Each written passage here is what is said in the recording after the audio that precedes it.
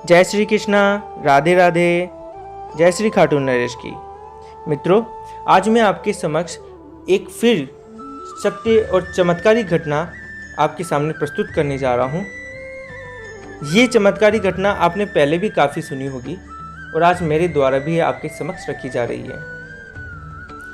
ये चमत्कारी घटना एक पगली औरत पर आधारित है जो कि सिर्फ अपने पति को परमेश्वर नहीं बहुत कुछ मानती है। यह वो औरत है जो अपने पति के लिए कुछ भी कर सकती है, चाहे पति दौलतमंद हो या फिर भिखारी, वो उसका साथ कभी नहीं छोड़ेगी। ये उसी पत्नी पर आधारित है। तो आइए आपके समक्ष ये सत्य घटना मेरे द्वारा प्रस्तुत की जा रही है। श्याम नाम की पगली। पति के नाम पे कुर्बान हो जाए जो औरत, दुनिया में अपना नाम अमर कर जाए वो औरत। पति के नाम पे सब कुछ त्याग दे जो औरत, वही है सच्ची नारी, वही है सच्ची औरत। एक है कहानी कहता हूँ मैं जुबानी, कलयुग में चमत्कार बाबा श्याम हो गया। जो भी गया है खाटू उसका काम बन गया, जो भी गया है खाटू उसका काम बन गया। बंगाल में रहता था एक सेठ दंपत्ति, पति था कामदेव, पत्नी सुंदरी सती। वेश्यावृत्ति में सेठ ने लुटा दी संपत्ति, भिखारी जैसी हो गई थी सेठ की गति। वेश्यावृत्ति में सेठ को वो भोगी हो गया और वेश्यावृत्ति में कोढ़ का वो रोगी हो गया। वेश्या ने कहा, सेठ तुम आना अब नहीं, भिखारी कोढ़ियों का यह ठिकाना है नहीं। वेश्या के पास जाकर धन संपत्ति लुटाकर सुंदर सती का पति बदनाम हो गया। जो भी गया खाटू उसका काम बन गया, जो भी गया खाटू उसका काम बन गया। एक रोज सखी पत्नी को एक शख्स मिल गया, बड़े भाग्य से श्री श्याम जी का भक्त मिल गया। बड़े भाग्य से श्री श्याम जी का भक्त मिल गया, जिसने उस पगली भक्त को एक रास्ता दिखाया जो कि उसके पति के लिए काफ़ी फ़ायदेमंद भी था। और जो भूले भटके जो श्याम भक्त होते हैं, ये उनके लिए एक चमत्कारी घटना है। और अगर वो इसे ध्यान से सुनेंगे तो शायद उनके दिल में एक बार फिर से हमारे श्री श्याम बाबा के प्रति कुछ ना कुछ भाव जरूर उठेंगे। बोला भक्त जो बिगड़ी किस्मत बनाइए, फागुन में एक बार खाटू नगरी जाइए। फागुन में पत्नी अपना मंगल सूत्र बेचकर लेकर पति को चल पड़ी श्री श्याम के नगर। रास्ते में सुंदरी पे पड़ी एक पाप की नज़र, बोला वो छोड़ कोड़ी को, चल नारी मेरे घर पर।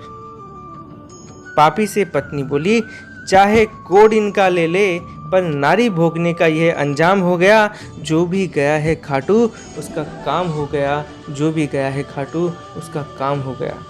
मित्रों, नारी ने यह एक बहुत ही अच्छी बात कही है। उसे एक पापी मिल गया था जो कि उस नारी को कहता है कि तू मेरे साथ में आ जा और छोड़ दे इस कोड़ी को, क्या रखा है इसमें।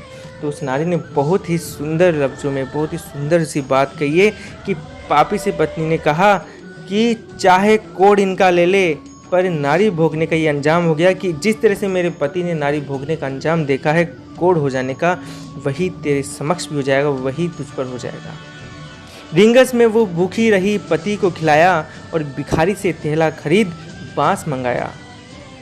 पैसे भी खत्म हो गए, कोई काम ना आया, साड़ी का पल्ला फाड़ के निशान मंगाया।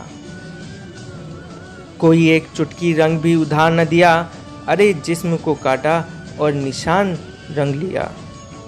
जो देखा जो श्याम भक्तों ने, पगली ने क्या किया, निशान पर लहू से श्याम नाम लिख दिया।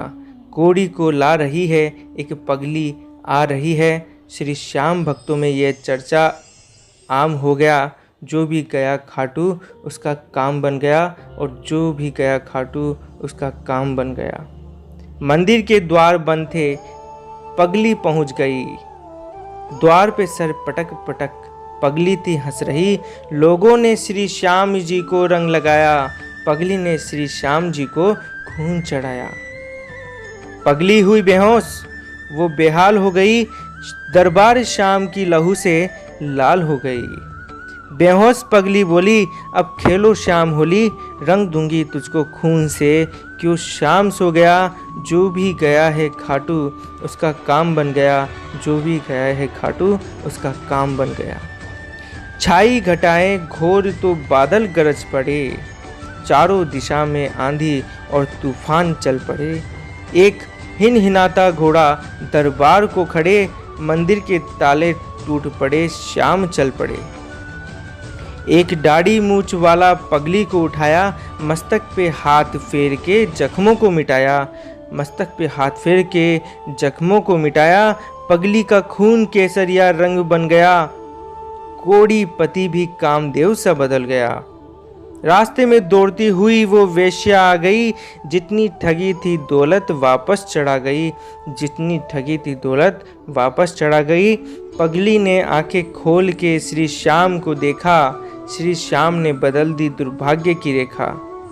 रमेश भक्त कहता है, जितेंद्र भी यही सुनाता है, खाटू में सच्चा श्याम जी का ध्यान हो गया, जो भी गया खाटू उसका काम बन गया, जो भी गया खाटू उसका काम बन गया। जय श्री श्याम, जय श्री श्याम, जय श्री श्याम। तो मित्रों, इस तरह से उस दुखियारी जो औरत थी, जो पगली औरत थी, श्याम भक्ति में इतनी पगली थी, उसके भाग्य की रेखा अगर हमारे श्याम बाबा बदल सकते हैं तो हमारे भाग्य को क्यों नहीं बदल सकते।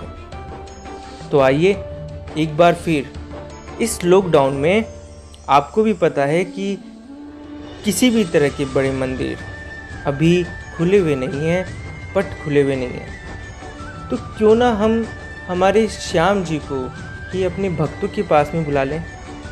ज़रूरी तो नहीं कि लॉकडाउन में भगवान की यहाँ पट अगर बंद है तो भगवान भी वहीं है, नहीं, भगवान हर जगह है, बस याद करने वाला चाहिए। जहाँ भक्त की भक्ति बोल पड़ती है वहाँ भगवान को आना ही पड़ता है।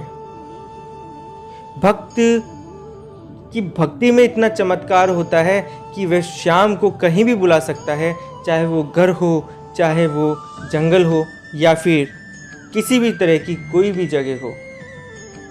भक्त की भक्ति में बहुत बड़ी सच्चाई होती है कि वह अपने मालिक को, अपने भगवान को किसी भी राह पर बुला सकती है, चाहे वो राह अच्छी हो, चाहे वो राह खराब हो, चाहे वो रास्ता कैसा भी हो।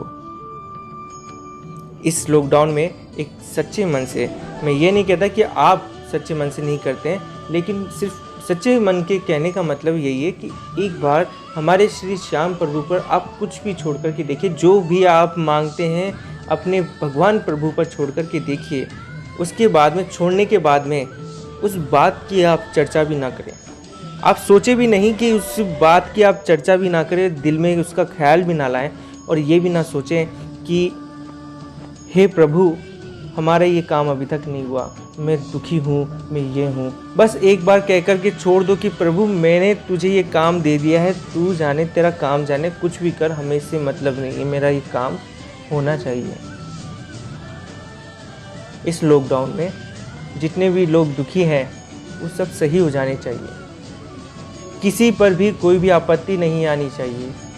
एक बार दिल से कह कर के देखिए, दूसरे के लिए मांग कर के देखिए, भगवान खुद ब खुद आपकी जो राह में कांटे हैं वो सभी हटा देंगे। तो आपसे अनुरोध है कि एक बार सच्ची प्रेम कहानी है वो हमारे प्रभु को बुलाएगी ज़रूर। तो इसी तरह से ये चमत्कारी घटना भी पूरी होती है। तो आइए मैं आपके समक्ष कोई और नई घटना लेकर के आऊँगा। तो अभी के लिए जय श्री श्याम, राधे राधे, जय श्री कृष्णा।